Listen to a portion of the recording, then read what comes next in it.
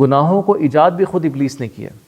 جیسے اگر ہم شرک کا آغاز دیکھیں تو شرک کا آغاز خود ابلیس کی جانب سے ہو رہا ہے. قرآن کریم میں سورہ مبارکہ نوح کی جو آیت ہے وَقَالُوا لَا تَذَرُنَّ آلِهَتَكُمْ وَلَا تَذَرُنَّ وَدًّا وَلَا سُوَاعًا وَلَا يَغُوثَ وَيَعُوقَ وَنَسْرًا. سورہ نوح کی آیت ہے کہ حضرت نوح علیہ السلام کی قوم جو آپس میں ایک دوسرے سے کلام کر رہے ہیں وہ کیا کہہ رہے ہیں کہ تم اپنے معبودوں کو مت چھوڑنا. کون سے معبود؟ ود کو مت چھوڑنا اور سوا کو اور یغوث کو اور یعوق کو اور نصر کو ہرگز نہ چھوڑنا. یہ جو 5 خداوند متعال نے ناموں کو قرآن کریم میں منشن کیا کہ جو 5 بڑے بت تھے، ان کی تاریخ اگر ہم دیکھیں تو ابلیس نے سب سے پہلے کیا کام کیا کہ آدم کو جنت سے نکلوایا. دوسرا کام کیا کیا کہ حسد ایجاد کروایا. یہ ایک اور ہمارے پاس روایت میں ایک اشارہ اس طرف ملتا ہے کہ جو کفر کے اصول ہیں وہ ان 3 بنیادوں کے اوپر ہوتا ہے. سب سے پہلا تکبر ہے جو ابلیس نے خود کیا، دوسرا حرص ہے جو آدم نے کیا، تیسرا حسد ہے جو قابیل نے کیا. اچھا، قابیل نے جب حسد کیا، حسد کے ذریعے سے اس نے قتل کروایا. اس کے بعد اب اس نے گناہوں کو کیسے کنٹینیو کروایا؟ قابیل کی اولاد میں سے ایک شخص تھا، اس شخص کا نام ود تھا. تو یہ جو شخص ود ہے یہ اپنے یعنی اس وقت جو انسانی آبادی تھی وہ پہاڑوں کی غاروں میں رہتے تھے اور یعنی ایکچوئل میں سٹون ایج وہ تھی. یہ جو ود ہے یہ اپنے قبیلے کا، اپنی قوم کا، یعنی جتنے بھی افراد اس وقت موجود تھے ان کا سردار تھا. اچھا، جب یہ مر گیا، اب اس وقت عمریں لمبی لمبی ہیں، سینکڑوں ہزاروں سال کی عمر ہے.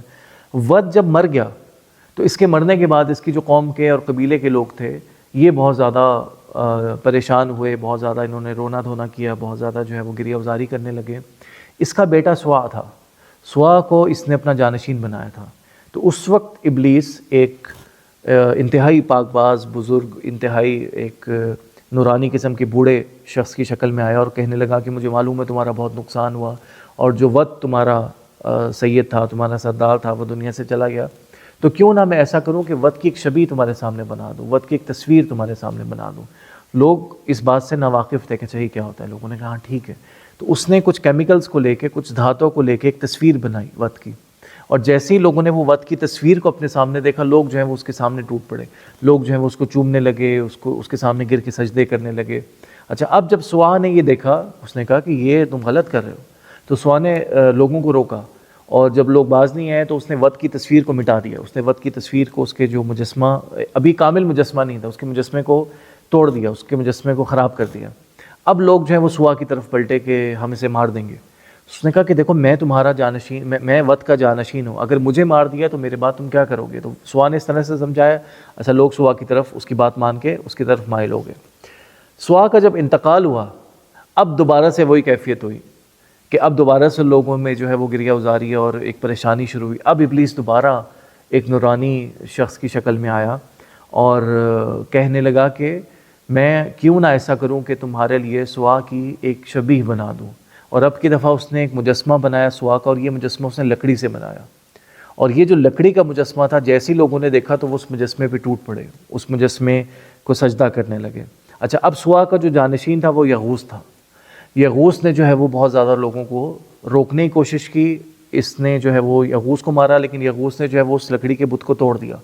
اب جب لوگ یغوث کو مارنے کے لیے لوگ آ رہے ہیں تو یغوث نے پھر وہی بات سمجھائی کہ دیکھو میں اس کا سوا کا جو ہے وہ جانشین ہوں اور میرے بعد تمہاری حالت کو دیکھنے والا کوئی نہیں ہوگا. اب لوگوں نے اس کو جو ہے وہ چھوڑ دیا. یغوث جب مرا تو اب دوبارہ سے ابلیس آیا. اور اچھا، ابلیس بھی جیسے جیسے جو ہے وہ ہدایت کا نظام ترقی کرتا ہے، ابلیس بھی ترقی کرتا ہے، ابلیس بھی اپنی غلطیوں سے سیکھتا ہے. اس نے دیکھا پہلے 2 بت ٹوٹ گئے ہیں، تو اب کی دفعہ اس نے کہا کہ دوبارہ سے اس نے وہی ہیلا کیا کہ میں تمہاری ایک تصویر بناتا ہوں، ایک مجسمہ بناتا ہوں. لوگوں نے کہا ٹھیک ہے. اب کی دفعہ اس نے پتھر کا ایک مجسمہ بنایا.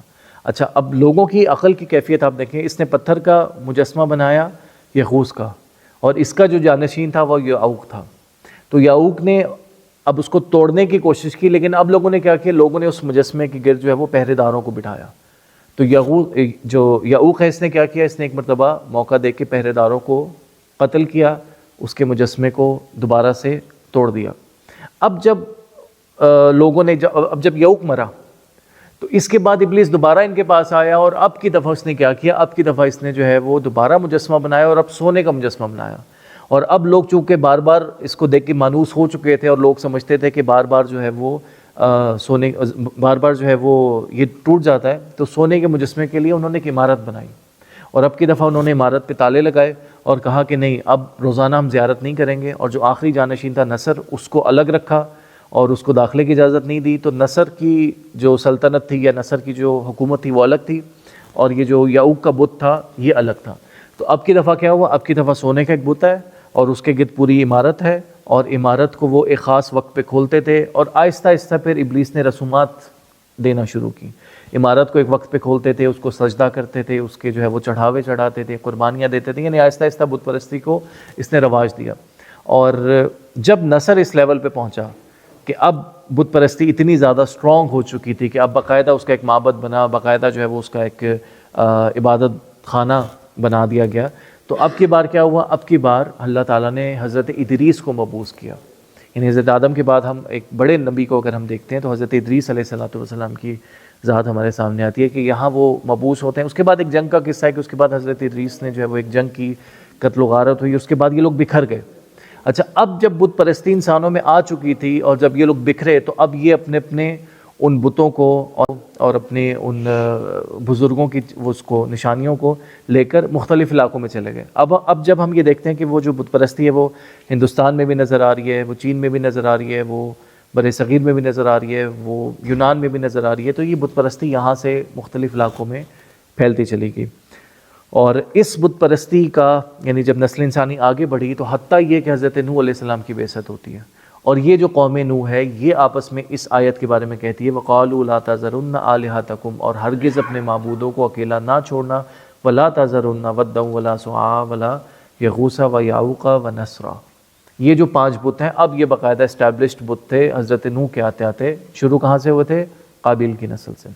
اور اس کے بعد پھر کیا ہوا؟ اس کے بعد طوفان نوح آیا، اور طوفان نوح کے بعد اللہ تعالیٰ نے ایک مرتبہ پھر نسل انسانی کو ختم کیا۔